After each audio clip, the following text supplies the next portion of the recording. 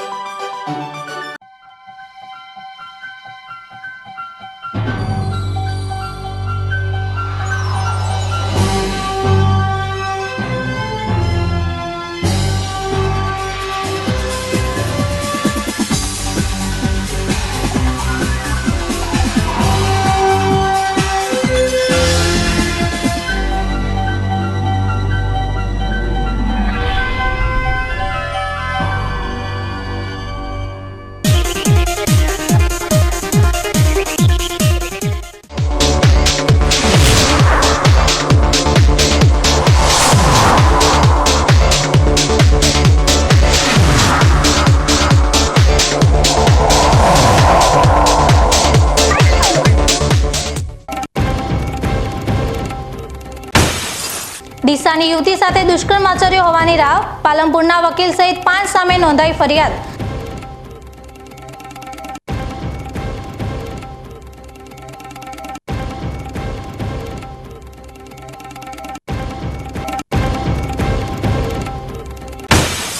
તાનેરા તાલુકાના સરાલ ગામમાં મનરેગા યોજના અંતર્ગત તળાવ પર કરવામાં આવેલ પથ્થર પિચિંગના પથ્થર ખરી પડ્યા। 3 માસ અગાઉ અંદાજે 10 લાખનો કરાયો હતો ખર્ચ।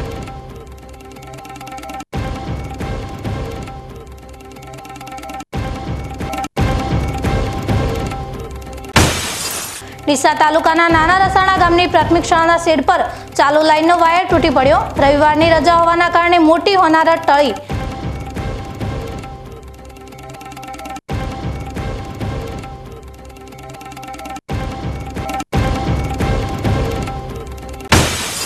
રોજની 300 કિલો હળદર આરોગી રહ્યા છે ધાનેરા તાલુકાના લોકો। જુઓ હળદરના ફાયદા અને નુકસાન બાબતે અમારો ખાસ અહેવાલ।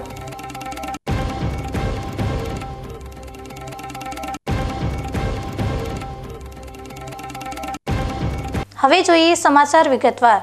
બનાસકાંઠા જિલ્લામાં બ્યુટી પાર્લરના વ્યવસાય સાથે સંકળાયેલી યુવતીને તેના બોયફ્રેન્ડ સાથે તકરાર થતાં તે પાલનપુર કાયદાકીય સલાહ લેવા માટે આવી હતી, જ્યાં વકીલ સહિતના લોકોએ તેને ગોંધી રાખી હતી। જ્યારે એક યુવકે દુષ્કર્મ આચરી તેને હની ટ્રેપમાં ફસાવવાનો પ્રયત્ન કર્યો હોવાની ફરિયાદ પશ્ચિમ પોલીસ સ્ટેશને નોંધાતા પોલીસે એક આરોપીની અટકાયત કરી વધુ તપાસ હાથ ધરી છે। બનાસકાંઠામાં બ્યુટી પાર્લરના વ્યવસાય સાથે સંકળાયેલી યુવતીને તેના બોયફ્રેન્ડ સાથે તકરાર થઈ હતી, જેને લઈને તે પાલનપુરમાં ઇન્દ્રિશ પઠાણ નામના વકીલ પાસે કાનૂની સલાહ લેવા માટે આવી હતી। કાનૂની સલાહ લેવા આવેલી યુવતીને વકીલના સાગરીતો દાંતા લઈ ગયા હતા। ત્યાં એક ઇસમે યુવતી સાથે અડપલા કર્યા હતા। ત્યારબાદ પાલનપુરમાં માલણ ગામના લાલાભાઈ ઉર્ફ અફઝલભાઈ એ યુવતીને અજાણી મહિલાના મકાનમાં 3 દિવસ ગોદી રાખી તેના પર બળજબરીપૂર્વક દુષ્કર્મ આચર્યું હતું। આ ઉપરાંત મફતમાં કાનૂની સલાહ ના બદલામાં અન્ય પુરુષ સાથે ફોટા પડાવવાનું કહેતા યુવતીને હની ટ્રેપ થયાની જાણ થતાં તે તેમની ચુંગલમાંથી ભાગી જઈ પોલીસ મથકે પહોંચી હતી, જ્યાં તેણે પોતાની આપવીતી વર્ણવી પોલીસ ફરિયાદ નોંધાવી હતી। બનાવમાં સાહેબ મારે થોડી પ્રોબ્લેમ થઈ હતી ને, એટલે હું ગૂગલમાં સર્ચ કર્યું એનજીઓનું, તો એનજીઓનું સર્ચ કરતાં કાયદા જાણો હક માણો કરીને એક ચેનલ આવી, તો ત્યાં મેં કોન્ટેક્ટ કર્યો અને હું મતલબ વાતચીત કરવા ગઈ ને મારા મગજમારી થોડી એમ મેજર જેવી હતી, એટલે હું મારા મમ્મી પપ્પાને ઇન્વોલ્વ કરવા માગતી નથી અને ડીસા બી રિટર્ન જવા માગતી હતી નહીં હું, એટલે મેં ત્યાં એ લોકોએ અરજીને એવું લખાવડાવ્યું, ટાઈપ કરીને એસપી ઓફિસના ધક્કાને બી ખવડાવ્યા રાતે અને ખૂબ લેટ થઈ ગયું। પછી મેં કીધું હું નારી કેન્દ્રમાં તમે મને કોન્ટેક્ટ કરી આપો તો હું નારી કેન્દ્રમાં જાઉં, તો એમને એમ કીધું કે હા નારી કેન્દ્રમાં હું વાત કરું। ત્યાં લઈ ગયા, અડધો કલાક રાહ જોડાવી, નંબર બી આલ્યો, ત્યાં ગયા કડે ફોનને કર્યા ને તો ફોન કોઈએ રિસીવ કર્યા નહીં। અને પછી મને જે ઇદ્રીસ ખાન પઠાણ કરીને જે એડવોકેટ હતા ને એમને મને એમ કહેવા લાગે કે તમે દાંતા જતા રહો। મેં ના પાડી, કીધું હું દાંતા શું લેવા જાઉં, મારે જવાની કોઈ જરૂર છે નહીં। મેં ના નહીં પાડીને તો જે એમના આસિસ્ટન્ટ હતા સંગીતાબેન સીધા એમ કહેવા લાગ્યા મને કે તમે દાંતા હાડો કે હું તમારે ભેગું રહીશ, તો બી મેં ના જ પાડી। પછી ઇદ્રીસ ખાને સંગીતાને એમ કીધું કે તમે સાધનમાં પેલા સામાન રહ્યો ને એ બેનનો લઈ લો ગાડીમાં, કે મને કહેતા આપણે જમવાનું લઈને એમ કંઈ લઈ ગયા ને એવી રીતે જુઠ્ઠું બોલીને મને દાંતા લઈ ગયા। એના પછી મારા સામાનને સીધો ઉપર મને લઈને ઉપર ગયા, સામાનને બધું ઉપર ગયા। પછી સંગીતાબેન ફોન ચાલુ હતો ને બહાર આવ્યા ને હું અંદર હતી ને જે જાવેદ મકરાણી રહ્યા ને એમને મારી જોડે જબરજસ્તી કોશિશ કરીને મેં અવાજ કર્યો એટલે સંગીતાબેન આવ્યા ને એટલે મેં સંગીતાબેનને વાત કરી. સંગીતાબેન કે વધારે અવાજ કરવાની જરૂર નહીં, કોઈ શરીફ નહીં, નામ તેમ જેમ તેમ બોલી અને ઓલા ભાઈ જોડે મારી જોડે જબરજસ્તી કરવા દીધી. એના પછી એ બંને જણા જતા રહ્યા અને બીજા દિવસે પછી એ જાવેદ આવ્યો અને મને ઇક્કોમ લઈને પાછા આ ઇદ્રીસ ખાન પઠાણ છે ને એની ઓફિસે લઈને આવ્યા ને ત્યાંથી બી કશું કોઈ મારું જે પ્રોસેસ કરવાની હતી ને એમાં તો કશું કંઈ કર્યું નહીં. અને ઉપરથી મને એમ કહેવા લાગે કે આ કરવું હોય ને તો આટલી મારી ફીસ થશે. મેં કીધું સાહેબ તમે પહેલાં પૈસાનો કશી વાત નથી કરીને હવે કેમ પૈસા માગો એમ. મારા પાસે પૈસા કશું કંઈ છે નહીં. મેં ના પાડી એટલે મને કહે તો તું મારું એક કામ કર કે અમે નંબર આપ્યો ને નંબર પર વાતચીત કરવાની, જેમ ગર્લફ્રેન્ડ બોયફ્રેન્ડ વાતચીત કરતા હોય ને એ રીતે વાતચીત કરવાની અને એમના ફોટા અને વિડીયો ને એવું લેવાનું. પછી અમને હાલજે અમે એથી પૈસા લેવા અને તને કેસ બી કરી આપશું અને કે આખો કેસ ફ્રીમાં લડી આપશું. પછી મેં ના પાડીને એના પછી એમના ઓફિસમાં એક બેન બેઠેલા હતા ને એમનું નામ એ મારથી વાત કરતા હતા ને તો મેં એમનું નામ પૂછ્યું એટલે અમિતા ગોસ્વામી કીધું. પછી તો મેં તો એમને ના જ પાડી, કીધું મારે આવું કંઈ કરવું છે નહીં, મને કોઈ ઇન્ટરેસ્ટ બી નહીં છે. ના પાડીને હું સીધી બહાર આવી અને એમ 5 કલાક જેવી બેસાડ રાખી કે બેન તમે બેસો એમ બેસી. પછી મેં કીધું કે સાહેબ તમારે ના થાય એવું તો મને મારા જે ડોક્યુમેન્ટ અરજીની કોપીઓ આપી હતી ને જેમાં મેં સાઇન કરેલી હતી, મેં કીધું સાઇન કરેલી કોપીઓ મને રિટર્ન આપી દો. તો કોપીઓ માગવા જઈને એટલે સંગીતાબેન સીધા અંદર આવીને એમ કહેવા માંડે કે અરજીની કોપીઓ રહીને અમિતાબેન ગોસ્વામી લઈ ગયા એમના ત્યાંથી લાવવી પડશે. તો પછી ઇદ્રીસ ખાન પઠાણ એમ કે મને એમ કહેવા લાગે કે તમે કે બેન એમના ઘરે જઈને લઈ આવો એમ. તો અમે ત્યાં ગાડી ગયા ને એ પછી એ બે જણા ત્યાં એ બેનના ઘરે મને એમનો ફોન આવ્યો કે અમે મળીને આવી એમ કહીને બંને જણા જતા રહ્યા. અને પછી મેં એ બેનને કીધું કે મને અહીંયાથી નીકળવા દો તો એ બેને મને ત્યાંથી નીકળવા દીધી નહીં. ઉપરથી મારા પર હાથ ચલાકી કરી અને મને એમનો ઉપરવાળો જે રૂમ છે ને ટેન્ટવાળો ત્યાં ગાડી જબરજસ્તી રાખી. અને પહેલા દિવસે જ્યારે રાખીને ત્યારે બી ઉપર આવ્યા એમની જોડે કોઈ અજાણો ભાઈ હતો. હું તો કોઈને ઓળખતી જ નહોતી. એ ભાઈએ પહેલા દિવસે જ મારા પર હાથ ચાલાકી કરીને મને કે આ વિડીયો કોલમાં વાત કર. હું વિડીયો કોલ લગાડ્યો એની જોડે એમ પ્રેશર કરવા મળ્યો. હું માની નહીં ને એટલે ઊંચા અવાજમાં હું બોલી કીધું તમારે જે કરતા હોય કરી ખાઓ. એટલે મને એમ કહેવા લાગ્યા કે અમને કોઈના વાગતી બીક લાગતી નહીં. હું જ્યારે પોલીસને ફોન કરવા માટે મારો ફોન લીધો ને ત્યારે મારો ફોન અનિતા ગોસ્વામી રહીને એને લાફો મારીને મારો ફોન પડાવી લીધો અને મને જેમ તેમ અપશબ્દો ને બધું બોલવા લાગ્યા. ને ઓલો ભાઈ બી મને મારી કાસ્ટ વિશે બી બહુ ખરાબ બોલતો હતો. મને બી ખૂબ જેમ તેમ બોલવા લાગ્યો. ને હાથ ચલાકી એ દિવસે કરીને ફોનને લઈને જતા રહ્યા. પાછું બીજા દિવસે એની એ ત્યાં જ રાખી. અને બીજા દિવસે રાત્રે સમથિંગ સાંજનો ટાઈમ હશે 7:30-8 વાગતાનો ટાઈમ હોય. એ ટાઈમે એ ભાઈ અને બંને જણા પીધેલા હતા લેડીઝ બી. એ અમિતા ગોસ્વામી ત્યાં ગાડી હાજર જ હતી. અને એ ભાઈ સીધો આવીને મારથી આ રીતે મને કે વિડીયો કોલમાં વાત કરીને પ્રેશર કરવા લાગ્યો. અને મેં વાતને ના કરીને એટલે અમિતાબેનને મેં કીધું તમે આ બધું શું લે મારી જોડે કરો. આ રીતે મેં એમને ખૂબ ખગરી કીધું મને નીકળવા દો તમે એમ. પણ કે તને અહીંયાથી તો ગમે તે કરો ને તો તને નીકળવા નહીં મળે અને અહીંથી બહુ ઊંચો અવાજ કરે ને તો મારીને ફેંકી દેશા. આવી ધમકીઓ આપવા મળ્યા કે અમારું નામ ખાલી કે કોઈ બીને પૂછી લેજો નામ ને તેમને એવું ખૂબ મને બોલી, ખૂબ ધમકાઈ, ખૂબ હાથ ચાલાકી બી કરી હતી મારી જોડે. પછી એ રાત્રે જે લાલો માલણ ઉર્ફે ઓબ્ઝર્વર છે ને એને મારી જોડે જબરજસ્તી ફિઝિકલ સંબંધ બનાવ્યા. માગણી તો અત્યારે ફરિયાદ આપી છે અમે પોલીસે ખૂબ સાથ સહકાર બી આપ્યો. પણ આવું મારી જોડે જેવું થયું એવું બીજી કોઈ છોકરી જોડે થાય નહીં. એ જ આ લોકોને મતલબ કે સજા મળે. દુષ્કર્મ આચરનાર તેમજ હની ટ્રેપમાં ફસાવાનો પ્રયાસ કરનાર લાલાભાઈ ઉર્ફ અફઝલભાઈ સહિત 2 મહિલા તેમજ વકીલ સહિત અન્ય 1 ઇસમ મળી 5 સામે પોલીસે ગુનો નોંધી તપાસ હાથ ધરી હતી. જેમાં લાલાભાઈ ઉર્ફ અફઝલભાઈને પોલીસે ઝડપી પાડ્યો હતો. આ કામના ફરિયાદી બેનશ્રી તેમના મિત્ર સાથે બોલાચાલી થતા ના બોલાચાલીના અંતે આ જે ફરિયાદી બેન છે એના મિત્ર વિરુદ્ધ અરજી કરવા માટે આરોપી જે વકીલ છે ઇદ્રીસ પઠાણ ને ઓફિસ આવેલ અને ત્યારે દરમિયાન તેમને વિશ્વાસમાં નહીં ઇદ્રીસ પઠાણ પોતાની ઓફિસમાં કામ કરતા બીજા આ ગુનાના સહ આરોપીઓ સંગીતાબેન સોલંકી રહે પાલનપુર અને જાવેદ મકરાણી રહે દાંતા નાઓને સાથે અરજી બાબતે વાતચીત કરાવી અને આરોપી જે બીજા એક સહ આરોપી છે અમિતાબેન ગોસ્વામી એમના ઘરે ગુરુવંદના સોસાયટી ખાતે ઘરે રાખેલ હતા. અને ત્યાં જે આ 5મા જે આરોપી છે અફઝલ ઉર્ફે લાલો નજીર ખાન ઘાસોરા રહે માલણ પાલનપુર તેમને ત્યાં જઈને તેમને ડરાવી ધમકાવીને તેમની મરજી વિરુદ્ધ બળાત્કાર કરી અને ફરિયાદી બેનને ફીના પૈસા ના હોય તો આમાં મોબાઈલ નંબર આપીએ તો તે મોબાઈલ નંબર પર વાતો કરી અને મળવા બોલાવી અને ફોટો પાડી અમને આ પૈસા આપવાના થશે એમ કહી આ ગુનામાં આખું મદદગારી કરી છે અને એની સંડોવણી થયેલી છે.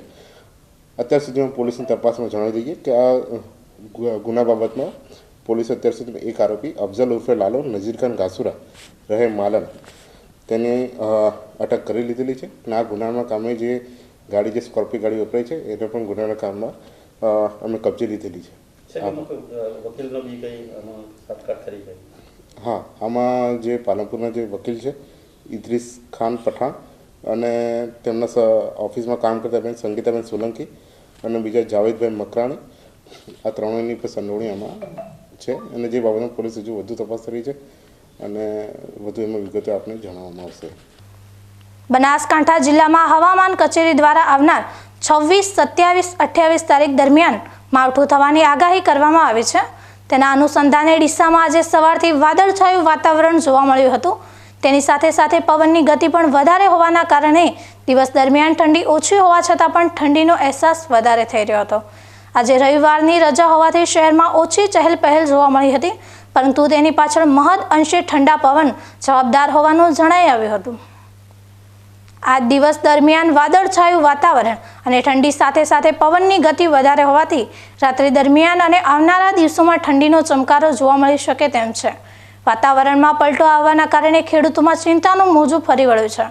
માવઠું થાય તો ખાસ કરીને શિયાળુ પાકને મોટું નુકસાન થાય તેમ છે. પ્લાસ્ટિક મુક્ત પાલનપુર અને પર્યાવરણની જાળવણીના સંદેશા સાથે આજે પાલનપુર ખાતે ગ્રીન મેરેથોન દોડ યોજાઈ હતી, જેમાં પાલનપુરના દોડવીરોએ મોટી સંખ્યામાં ભાગ લીધો હતો. પાલનપુર જ્યોર્જ ફિફ્થ ક્લબ ખાતેથી આજે સવારે પર્યાવરણ બચાવના ઉદ્દેશ્યથી ગ્રીન મેરેથોન દોડ યોજાઈ હતી. છેલ્લા 60 વર્ષથી સેવાકીય પ્રવૃત્તિઓ સાથે જોડાયેલી inner wheel club of Palanpur દ્વારા અને કેમિસ્ટ એન્ડ ડ્રગિસ્ટ એસોસિએશનના સંયુક્ત ઉપક્રમે આ ગ્રીન મેરેથોન દોડનું આયોજન કરવામાં આવ્યું હતું. આજે ઇનર વ્હીલ ક્લબ અને કેમિસ્ટ એસોસિએશન પાલનપુરની આ બંને મોટી સંસ્થાઓ દ્વારા પાલનપુરની અંદર ગ્રીન એનર્જી અને આપણે સૌ પ્લાસ્ટિક મુક્ત બનીએ, પર્યાવરણને શુદ્ધ બનાવીએ એવા સરસ સંકલ્પ સાથે મેરેથોનનું આયોજન હતું ને આજે મેરેથોનનું ગ્રીન એક લીલી ઝંડી આપી અને મેરેથોન સ્ટાર્ટ કરાવી. જે મેરેથોનને પાલનપુરના ધારાસભ્ય અનિકેત ઠાકરે લીલી ઝંડી આપી પ્રસ્થાન કરાવ્યું હતું. પાલનપુર શહેર પ્લાસ્ટિક મુક્ત બને તેમજ પર્યાવરણ અંગે જાગૃતિના સંદેશા સાથે યોજાયેલી ગ્રીન મેરેથોન દોડમાં યુવાનોથી લઈને સિનિયર સિટીઝન લોકોએ પણ ભાગ લીધો હતો. આજે 22/12/24ના રોજ ગ્રીન મેરેથોનનું આયોજન કરવામાં આવ્યું હતું. એમાં મારું નામ કાંતિલાલ જે રાવલ છે. મારી ઉંમર 66 વર્ષની છે અને મેં એમાં મારી સ્વૈચ્છિક ભાગ લીધેલ છે અને એનો મારો એક જ હેતુ છે કે મારું પાલનપુર સ્વચ્છ હશે તે છતાંય પણ વધુ સ્વચ્છ બને, ગ્રીન પાલનપુર બને અને પ્લાસ્ટિક મુક્ત કર્યા બને એવું મારું એ હેતુથી મેં ભાગ લીધેલો છે. અને મારા યોગ ટ્રેનર શ્રી મુકેશભાઈ મોદી સાહેબના સાનિધ્યમાં મેં આ ભાગ લીધેલ છે. પર્યાવરણ જાગૃતિ માટેની આ 3 અને 5 કિલોમીટરની ગ્રીન મેરેથોન દોડમાં મહિલાઓ, યુવાઓ અને સહિત સિનિયર સિટીઝનો જોડાયા હતા. તો વળી દિવ્યાંગ લોકોએ પણ સાયકલ રેસમાં ભાગ લીધો હતો. ક્રિકેટર દિલીપસિંહ હડિયોલ સહિત આગેવાનો ઉપસ્થિત રહી દોડવીરોને પ્રોત્સાહિત કર્યા હતા. ગ્રીન મેરેથોન દોડમાં વિજેતા બનેલ દોડવીરોને પ્રમાણપત્ર તેમજ ટ્રોફી આપી સન્માનિત કર્યા હતા. આજે અમારી ક્લબને આ વર્ષે 60 વર્ષ પૂરા થઈ રહ્યા છે. Inner wheel club of Palanpur એક સેવાકીય સંસ્થા છે જે ઇન્ટરનેશનલ ઓર્ગેનાઇઝેશન વિમેન ઓર્ગેનાઇઝેશનનું એક ભાગ છે. તો આ વર્ષે 60 વર્ષ પૂરા થવા નિમિત્તે અમે પર્યાવરણના બચાવ અર્થે એક ગ્રીન મેરેથોનનું આયોજન કરેલ છે. અમારી સાથે ડ્રગિસ્ટ અને કેમિસ્ટ એસોસિએશન પણ જોડાયા છે. તો આજે પર્યાવરણના બચાવ માટે, સસ્ટેનેબલ લાઈફ માટે અમારો એક પ્રયાસ છે જે પાલનપુરમાં એક જાગૃતતા લાવવા કટિબદ્ધ થઈ છે. આજે અમે જે ગ્રીન મેરેથોનનું આયોજન કર્યું છે તેનો અમને શહેરમાંથી બહુ જ સારો રિસ્પોન્સ મળ્યો છે અને પાલનપુર કેમિસ્ટ એસોસિએશન અને ઇનર વ્હીલના સંયુક્ત સાહસથી આ ગ્રીન મેરેથોનનું અમે એક સરસ મજાનું આયોજન કર્યું છે. અમારો મેઇન ઉદ્દેશ પર્યાવરણને રક્ષા કરવાનું છે અને પ્લાસ્ટિક મુક્ત પાલનપુર કરવાનું અમારી ખૂબ જ એક મોટો પ્રયાસ છે અને જેમાં શહેરના દરેક લોકોએ અમને ખૂબ સારો સહકાર અને મોટી સંખ્યામાં લોકોએ હાજર રહી અમને પ્રોત્સાહિત કર્યા છે. તે બદલ સંપૂર્ણ પાલનપુર શહેરનો અમે આભાર માનીએ છીએ. હવે સમય થયો છે એક વિરામનો. વિરામ બાદ જોઈશું. રોજની 300 કિલો હળદર આરોગી રહ્યા છે ધાનેરા તાલુકાના લોકો. જુઓ હળદરના ફાયદા અને નુકસાન બાબતે અમારો ખાસ અહેવાલ.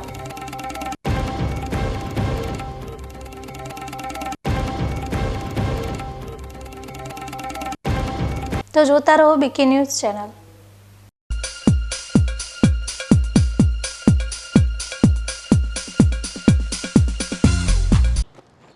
એક્સક્યુઝ મી, મેજિસ્ટ્રેટ સાહેબનું ઘર આ જ છે ને? નહીં, એ સામેવાળી ગલીમાં રહે છે. સોરી. હા, ઇટ્સ ઓકે. અરે ભાઈ, મંત્રીજી ઘરમાં છે. ઓ મારો ડાબી બાજુએ ચોથું ઘર છે સર. શું થયું છે યાર? જી હા, કમિશનર સાહેબનું ઘર. ના, આગળ રાઈટમાં. ટાટા બ્લુસ્કોપ ડ્યુરાશાઇન રૂફિંગનો કંઈક અલગ જ ઠાઠ છે. આની ઇન્ટરનેશનલ ટેકનોલોજી છતને વર્ષો વર્ષ ચમકાવે અને ઘરને આપે કંઈક વીઆઈપી વાળી ફીલિંગ.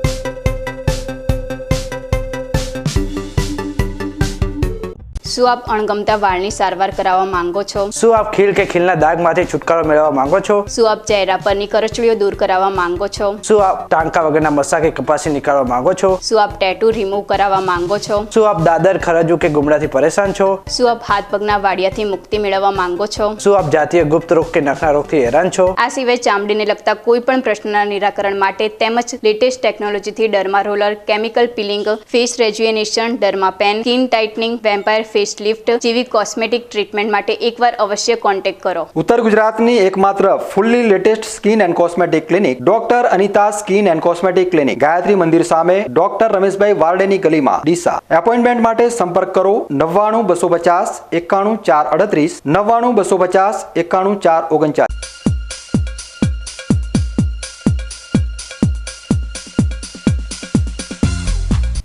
વિરામ બાદ વધુ સમાચારોમાં. ધાનેરા તાલુકામાં સ્થાનિક તાલુકા પંચાયતની રહેમ નજરે થઈ રહેલા વ્યાપક ભ્રષ્ટાચારની વધુ એક સાચી હકીકત સામે આવી છે.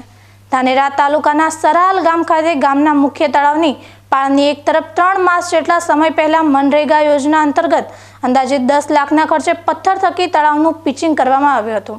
જો કે ગણતરીના દિવસોમાં તળાવ પરના પથ્થર નીકળવાની શરૂઆત થઈ ગઈ છે. ધાનેરા તાલુકા પંચાયતની રહેમ નજર હેઠળ વિકાસના કામ હોય કે પછી મનરેગા યોજનાના કામોમાં ટકાવારીનું પ્રમાણ કદાચ બનાસકાંઠા જિલ્લા કે ગુજરાતના અન્ય તાલુકા કરતાં 2 ગણું હોઈ શકે, જેના કારણે બાંધકામો 1-2 માસ સુધી પણ ટકતા નથી.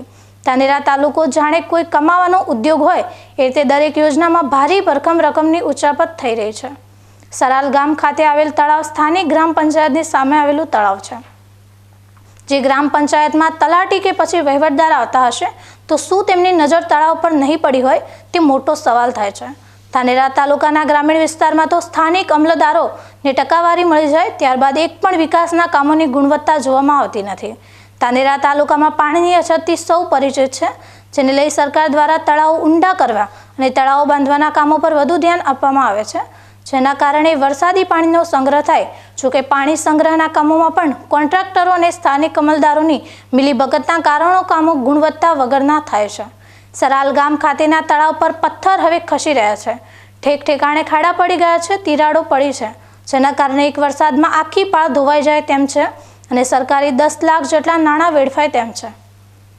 સ્થાનિક સરાલ ગામના નાગરિકોએ તળાવને સત્વરે રિપેરિંગ માટેની માંગ કરી છે અને તળાવમાં થયેલ ભ્રષ્ટાચાર અને તળાવમાં ટકાવારી લેનાર અમલદારો સામે પણ તપાસ કરી કાર્યવાહી કરવાની માંગ થઈ રહી છે.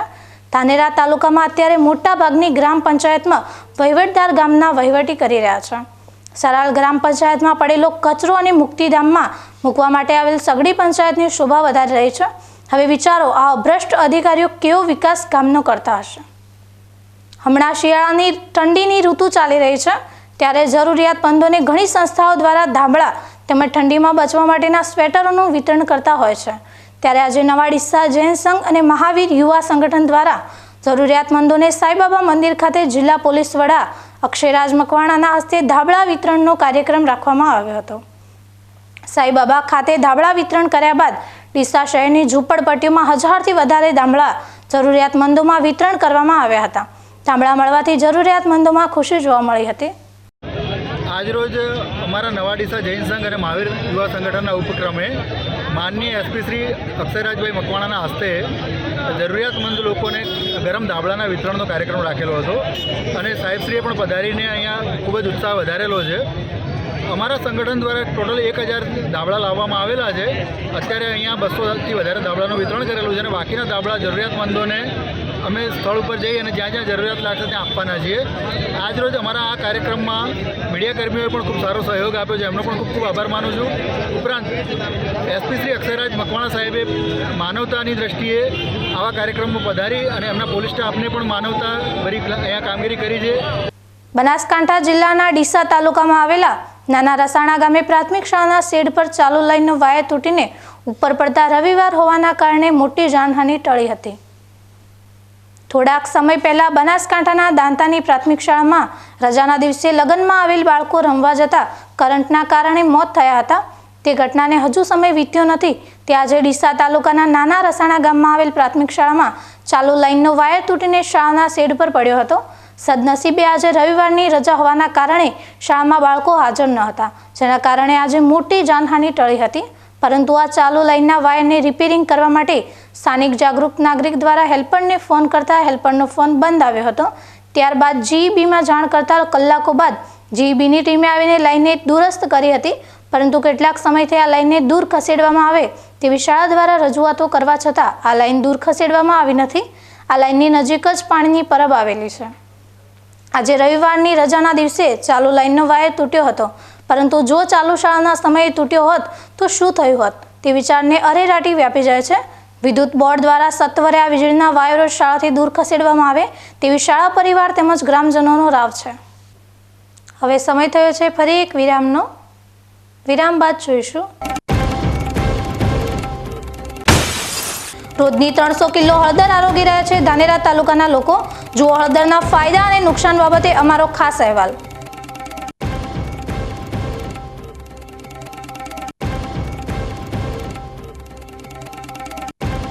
તો જોતા રહો બીકે ન્યૂઝ ચેનલ.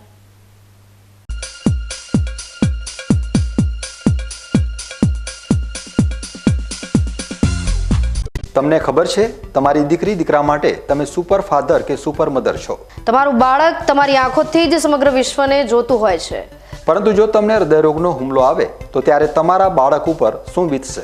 ત્યારે તમારી સેવામાં હાજર છે આધુનિક સુવિધા સાથે બનાસ હાર્ટ હોસ્પિટલ, અને તેમાં પણ આયુષ્યમાન કાર્ડમાં સારવાર તદ્દન મફત. આયુષ્યમાન કાર્ડની સુવિધા ઉપલબ્ધ ઉત્તર ગુજરાતની પ્રથમ અતિ આધુનિક હાર્ટ હોસ્પિટલ. પારિવારિક સ્ટાફની સેવા એવી કે ઘરના માહોલની પણ ગરજ સારી. 24 કલાક હૃદયની સારવાર ઉપલબ્ધ. હોસ્પિટલનું પૂરું સરનામું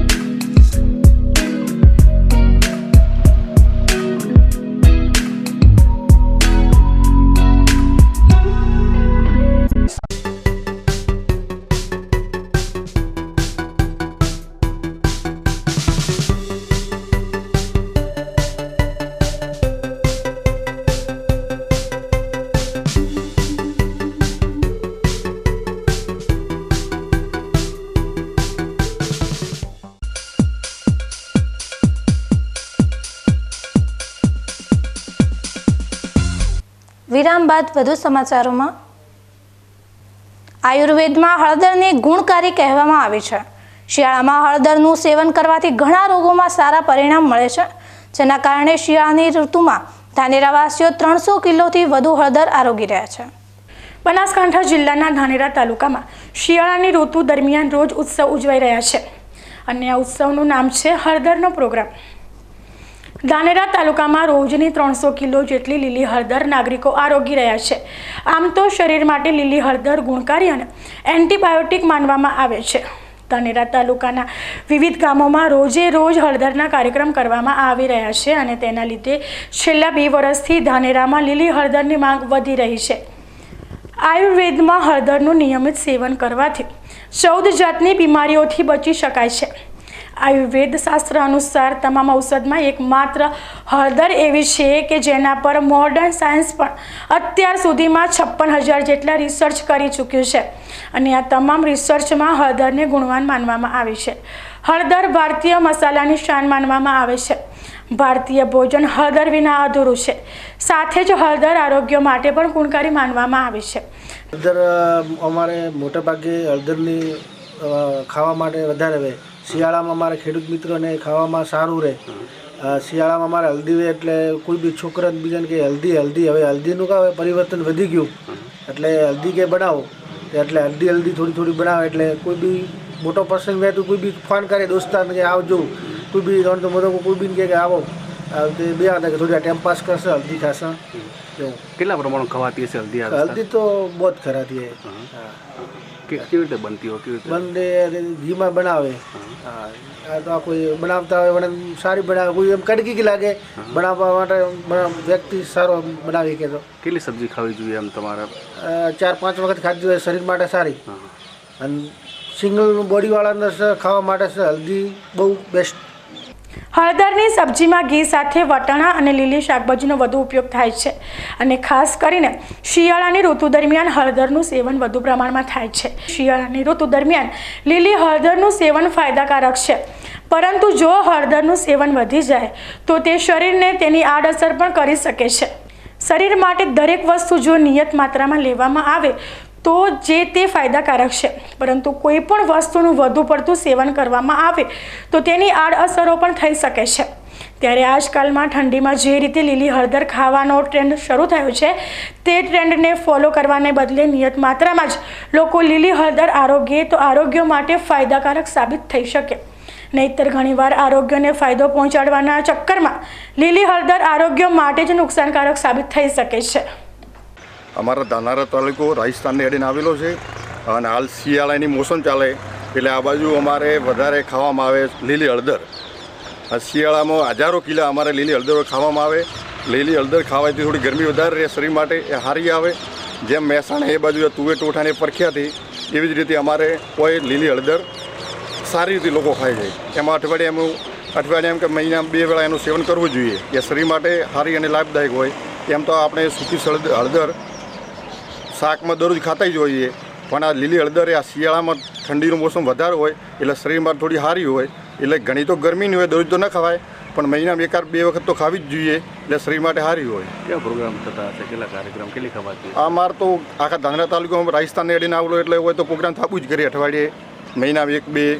આ તો મોટા પ્રસંગ હોય, લગ્ન હોય તો એમાંય આ લીલી હળદરનું શાક બનતું જ હોય. ન્યૂઝ બુલેટિન પૂરું કરતા પહેલા મુખ્ય સમાચાર ફરી એકવાર.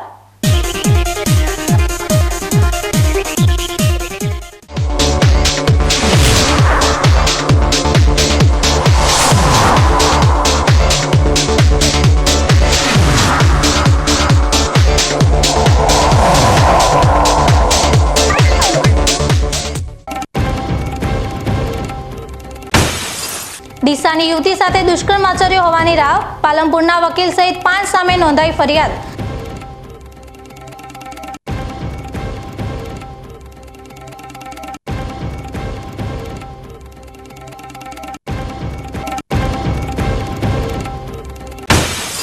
ધાનેરા તાલુકાના સરાલ ગામમાં મનરેગા યોજના અંતર્ગત તળાવ પર કરવામાં આવેલ પથ્થર પિચિંગના પથ્થર ખરી પડ્યા.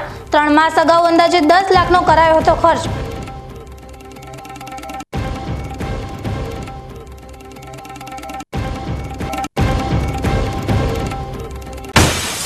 ડીસા તાલુકાના નાના રસાણા ગામની પ્રાથમિક શાળાના શેડ પર ચાલુ લાઇનનો વાયર તૂટી પડ્યો. રવિવારની રજા હોવાના કારણે મોટી હોનારત ટળી.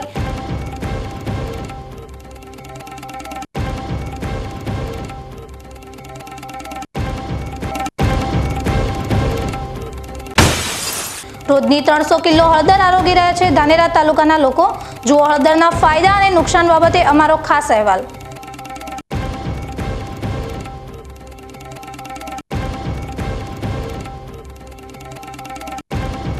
આ હતા આજના મુખ્ય સમાચાર. વધુ સમાચારો સાથે ફરી મળીશું. નમસ્કાર.